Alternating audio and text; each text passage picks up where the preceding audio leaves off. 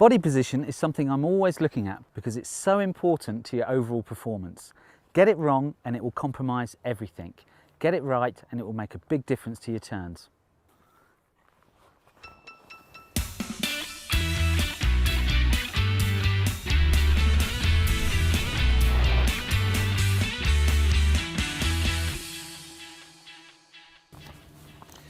In short turns, it's important that the upper body stays facing down the hill. The legs and skis will be working underneath the body while the torso is remaining still. What we need to develop is a separation between the upper and lower body. Watch my upper body here. It's facing down the hill while my legs and feet are turning underneath.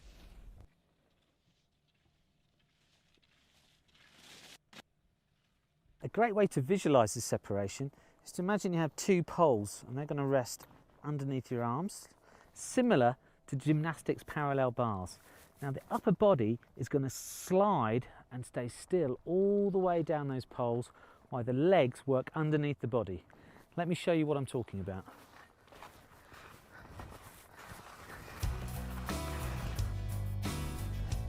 Imagine that the poles are running down the length of the slope.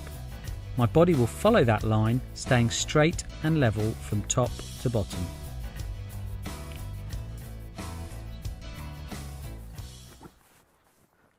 I'm going to use these rollers down here to exaggerate the movement. I'm going to retract my legs as my feet come under me and then extend down again into the trough. Retract, extend.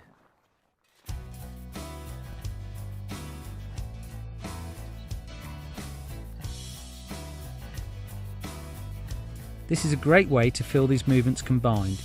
Body level, legs retracting and extending. If you can only find one or two rollers to practice on, it will still help.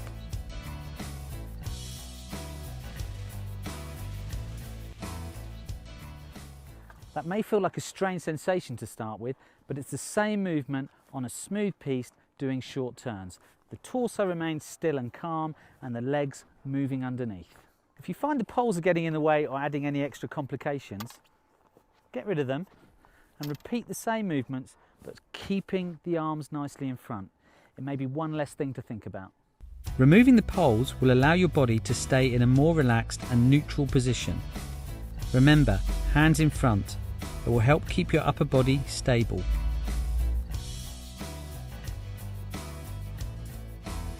Once you get your poles back, a good pole plant will help with your rhythm.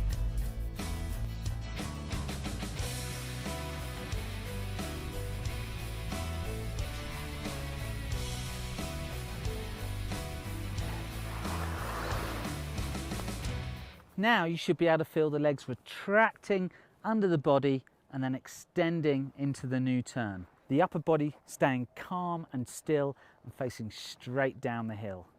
Let's have a look at some longer turns.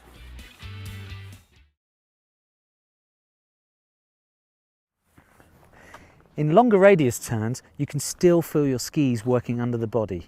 As you retract and then extend your legs into the new turn, you need to drive your body down the hill. Here, my skis are still in the last turn, but my body is already moving down the hill in preparation for the next. This allows you to release the edges and directs you towards the inside of the new turn. The result will be smooth, linked, high performance turns.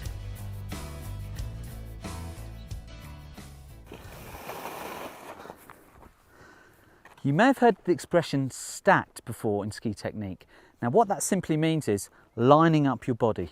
Now as I'm stood here, there's a line at my toes, ankles, knees, hips, shoulders and hands, and you could say I'm stacked.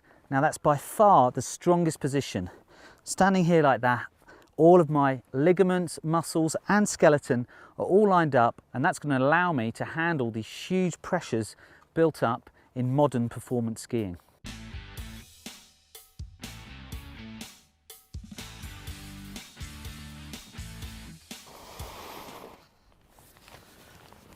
Let's try an exercise to encourage that stacked position. we're going to use our arms, so we can get rid of the poles. And what we're going to do, as I start the turn to my left, I'm going to point my right hand and it's going to follow exactly where the right ski is going, all the way through the turn. As I finish and release the turn, my hands are going to come gently in front, and then I can start to point my left hand in the same direction as the left ski, all the way through that turn. Meanwhile, the other hand will be staying on the thigh, so as I'm turning to the left, the right hand's following that ski and the left hand is going to rest on the thigh, and that's going to stop that shoulder from twisting and turning my body into the turn.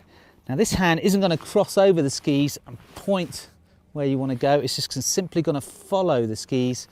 Nothing's rushed, nothing's forced. Start the turn, hands in front, and then follow the ski. Let's have a go. The outside hand's going to follow the outside ski. Release.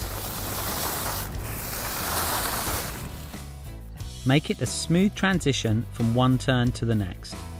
Reset, keeping both hands forward, and then start the next turn. Now you're feeling comfortable with that exercise, grab your poles back, but focus on that body position as you're skiing. Now, even though I have the poles back, the outside hand is still following the outside ski.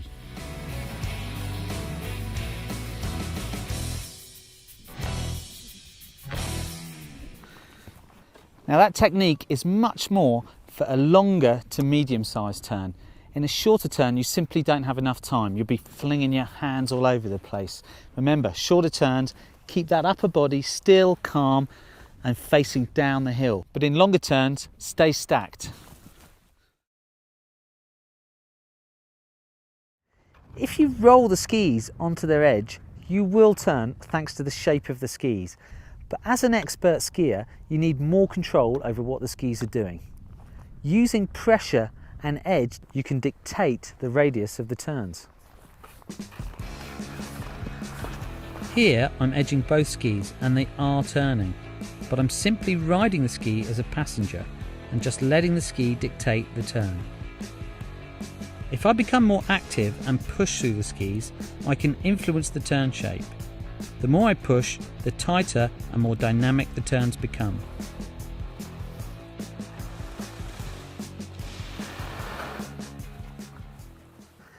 As the speeds and the edge angles start to increase, you're going to feel a huge amount of pressure build up through the turn, especially at the end. And this is where you need to be able to manage these pressures. So right at the end of the turn, I can soften and bend my legs, release the edges, and let my body flow towards the next turn. Gradually experiment with the pressure and feel how it affects your turns. Feel how much to push and when to release to achieve different results. Once you get the feeling of this, your performance will go through the roof.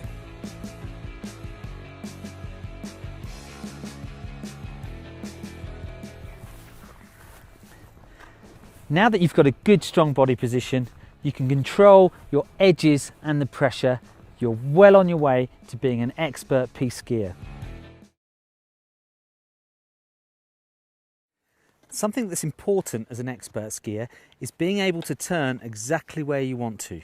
It's all about accuracy. A great way to train this is to find yourself a freshly groomed piste. Now, you want to be able to see definite tracks left by the piste machine.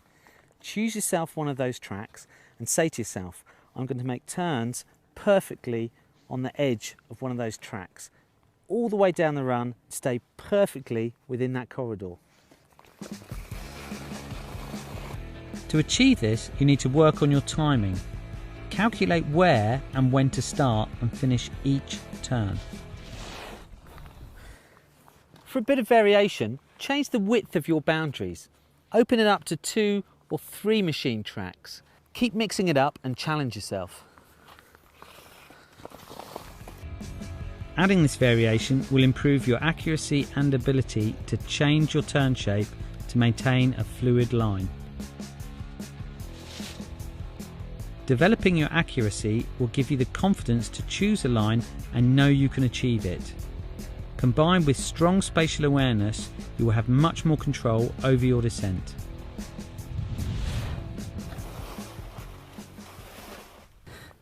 It's a great one to do first thing in the morning. It will help warm you up and get your rhythm going for the rest of the day.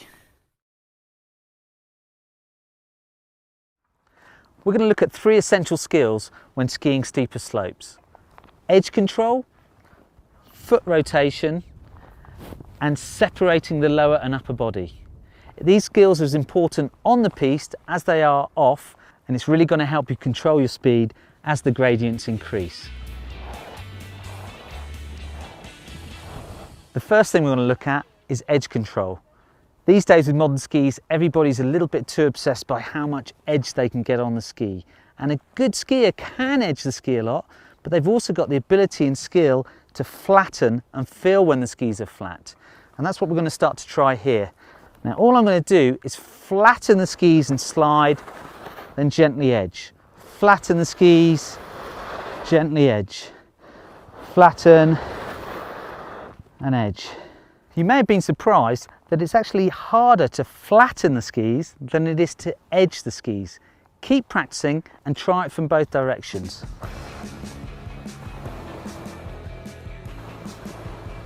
Edge, flatten. Let's try a few the other way. Flatten, edge, flatten, edge. Now that you're feeling comfortable with flattening the skis, we're going to look at the relationship between flattening and rotating, because they go hand in hand. If I put a lot of edge onto the ski and try and turn my foot, it's going to be virtually impossible to actually make that foot rotate. Whereas if the ski's flat on the snow, it's a much easier movement. So it's a real skill to feel that I can flatten the skis and rotate at the same time. Release the edges, rotate the feet. Now you've got those 2 movements working together, the flattening of the skis, rotating the feet. It's time to look at the last piece of the puzzle, and that's separating the body. What we're looking for is the ability to keep the chest facing down the hill and turning the feet below. There's a good exercise to help that. I'm going to hold the poles about halfway down, face them down the hill and hold them upright. Now what you can do is imagine that there's a kind of a letterbox in between those poles that I'm going to look down and keep my hands and chest facing down the hill all the way down. Let's give it a whirl. Poles are in front, I'm looking down, I'm keeping my body facing down the hill. A lot of control through the turn, skidding, controlling my speed. So we can get the poles back in our hands. Now once we've got that, let's have a quick chat about the pole plant. There isn't one set position where a pole should go in, but on a steep slope, put it more down the slope. Here, rather than round by the front of your skis. That's going to encourage that good body position. Remember the upper body separation. And it's also going to do something very important on a steeper slope. Drive and pull you towards that next turn. I really want to let my body go confidently towards that next turn. Now, if you think of it like this is my skis, this is me. If I'm going to point my skis downhill, they're going to come to this angle. Now, if I go with that next turn, there's a very good chance as I'm coming into the beginning of that turn, I'm standing over my feet and I'm balanced. If I don't drive confidently towards that next turn, my skis are going to point downhill, I'm going to stay where I am, and there's a good chance I'm going to be in the back seat. A lot of pressure on the tails of the skis, and there's no way I'm going to be able to rotate and turn my feet and get the brakes back on. So watch down here. My pole's going to be down the slope, and I'm really going to drive my body down towards that next turn with confidence.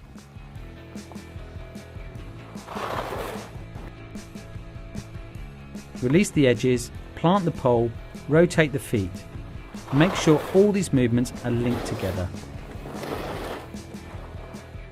Keep the upper body facing down the hill. A good rhythmical pole plant will bring it all together.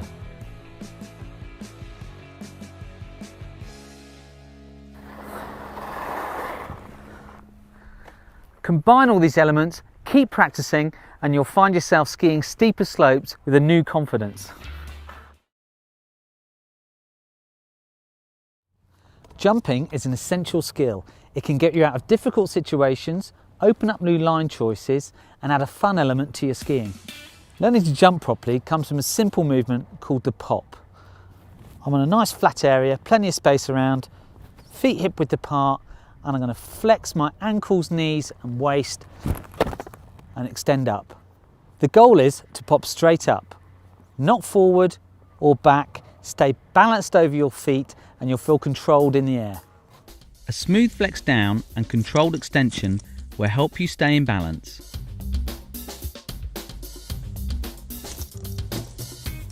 Practice this until you get it right every time. Now we're going to add some movement.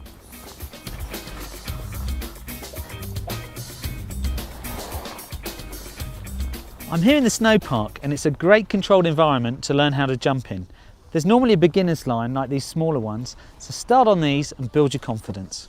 There's a few rules to follow in the snow park and they're normally set out by the entrance, but the biggest thing to watch out for is stay clear of the landing area. Anybody coming into this jump is going to be completely blind to what's on that landing zone. So get yourself a spotter who can tell you when it's clear, and if you do crash, get out of the way as quick as you can and never ever stand in the landing zone. Let's take a look at the components of the jump. The run in, then the ramp. This is called the lip of the jump, and the landing. You want to avoid landing on the flat here. Try and clear the gap and actually land on the downslope because there'll be much less impact. I'm at the top of the jump here. I've already watched a few people go off, so I've got a good idea of how much speed I'm going to need, and I've got my spotter there giving me the all clear. So slide in into the beginning of the jump, flex down and pop. Most people, when they're learning to jump, focus purely on the lip and the takeoff, but the preparation is much more important. As I'm coming towards the jump, I'm going to gently flex down and prepare myself for a smooth pop. And then you'll find yourself in a good balanced position in the air and ready for the landing. A smooth flex down and controlled extension will help you stay in balance. I'm in balance, looking ahead, and I'm ready to absorb the landing. Gradually progress. Make sure you're feeling confident and relaxed on the smaller jumps before moving up in size. Once you feel confident in the air, you can add some basic movement. Pulling the legs up slightly will help you balance in the air and feel more dynamic. Bigger jumps will give you more time in the air. Stay composed and get comfortable with this sensation.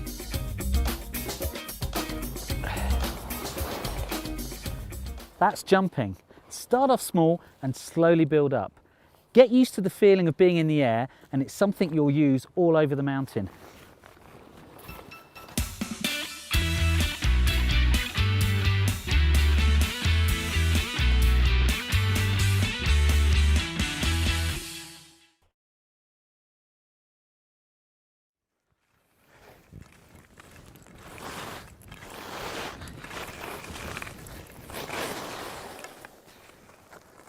Quite challenging down there, and you'll probably find on a slope like that you'll be concentrating and trying and putting some effort in. But a common problem is when the slopes becomes a lot easier, people become lazy. Now if you're not challenged by the slope, challenge yourself to ski perfectly.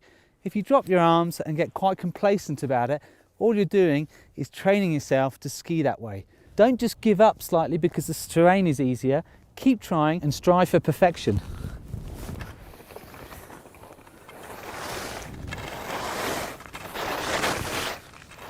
So it's very easy. As I come onto the flat, stand up, drop the arms, and start skiing badly. Keep the hands in front and don't get lazy.